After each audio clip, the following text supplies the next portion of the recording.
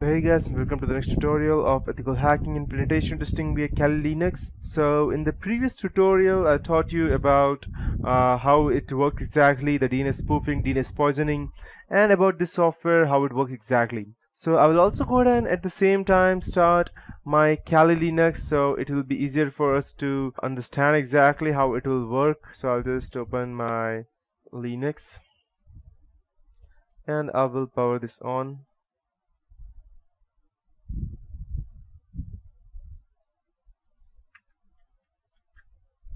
So I would be using Windows version of the EtherCap. You can, sorry, not the Windows, the Linux version of the EtherCap. If you want Windows, then you can still go ahead and do that. I would be teaching for Windows version how you need to do that, but I will be showing that on Kali Linux. Windows would be on my PowerPoint presentation, and the actual tutorial will be on the Kali Linux. So it will be easier for you to work on either of the versions.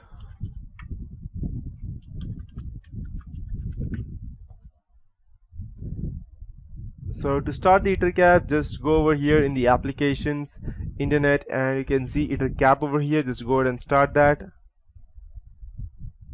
Okay, and I'll just go ahead and maximize this, and you can go ahead and select this over here. And the first thing that we need to do would be to go ahead and change the entries of the yahoo.com. So you can go ahead and type, let me check if I have gedit installed. Okay, I have it.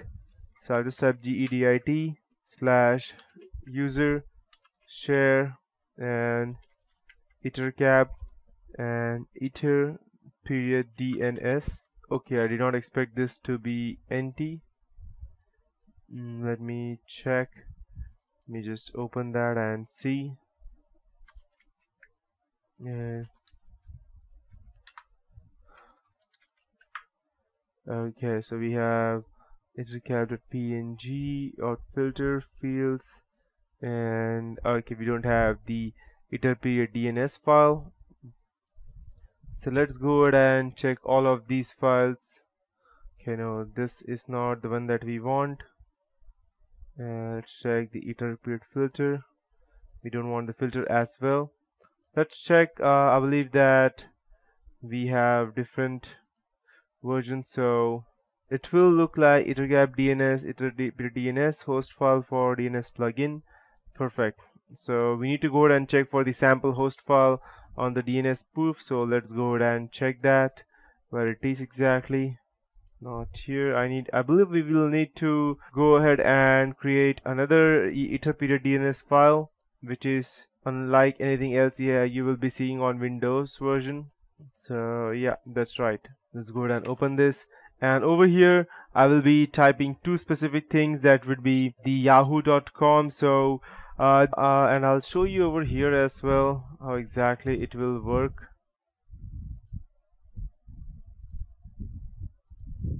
Okay, so it will look like this. You will have to add these two things, yahoo.com and www.yahoo.com, and the IP address is in front of them. And once the file is configured and saved, you are free to execute a command string that will launch the attack. And the command string uses options such as -t, which specifies the use of the text-based interface, or -q that runs the command in quiet mode so that captured packets are not output to the screen, -p DNS spoof that specifies the use of DNS spoof plugin, and -m ARP that initiates an MITM ARP poisoning attack to intercept packets between the host, and it specifies the entire network as the targets of the attack. And the final command string for our purposes would be ethercap period exe space -t space -q lowercase q space -p DNS spoof -m and ARP space / space /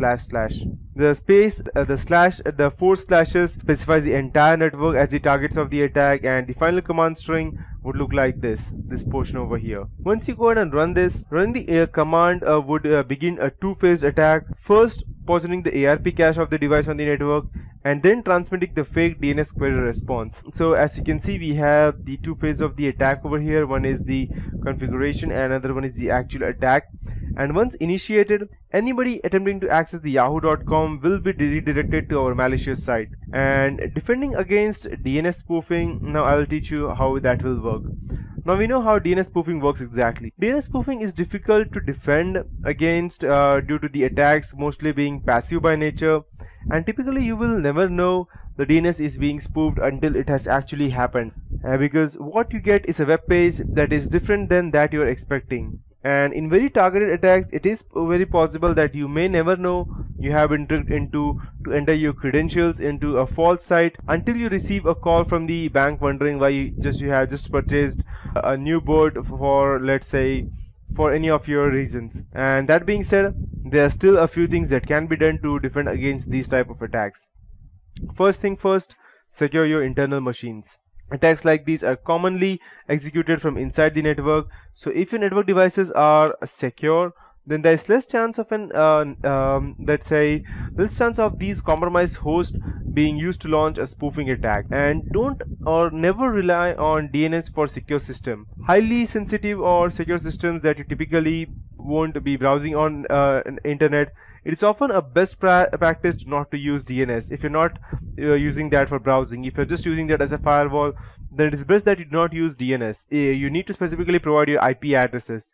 If you have software that relies on host name to function, then those can be specifically specified manually in the device's host file, and or use an IDS. That would be the best part. That's an intrusion detection system. And IDS, when placed and deployed correctly, it can typically pick up most forms of ARP cache poisoning and DNS spoofing. And use DNSSEC. DNSSEC, it is a newer alternative to DNS that uses digitally signed DNS records to ensure the validity of a query response.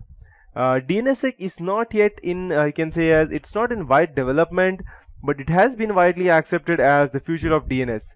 So this is much so that the United States DoD has mandated all the MIL and GOV domains begin using the DNSSEC within the next year. And you can read more about the DNSSEC on their own website, and you will know how exactly it will look like. And finally, DNS spoofing is a very lethal form of my-team attack, and when it is paired with the right skill and the malicious intent, using this technique we can utilize phishing techniques to deceptively steal credentials, install malware with a drive-by exploit, or even cause a denial of service attack condition. In the next tutorial, again I will be teaching you about how we can go ahead and use the DHCP servers and actually going ahead and poisoning these things. And there are different parts such as the DHCP spoofing, ICMP redirection, or even the port stealing. And these are quite the type of mature attacks that a hacker will use. He will not just go ahead, and most of the time people first try phishing, and if phishing works exactly, which do work most of the time, 70% of the time, if they do, then it's good. If they don't, then they will try these types of attacks, MITM and all these things, because these require social engineering to get past through your network. The first thing, and the second thing would be to actually go ahead and social engineer your way to make a website that looks actually legit. But there would be extremely minor differences, such as instead of using a google.com, you can go ahead and use, I'll show you some examples as to how the fake websites would look like over here. Let me just check if I have the harvester example still present. Let me check.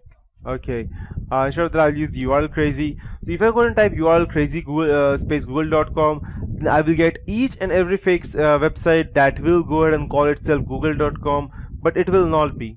So let's go ahead and check, for example.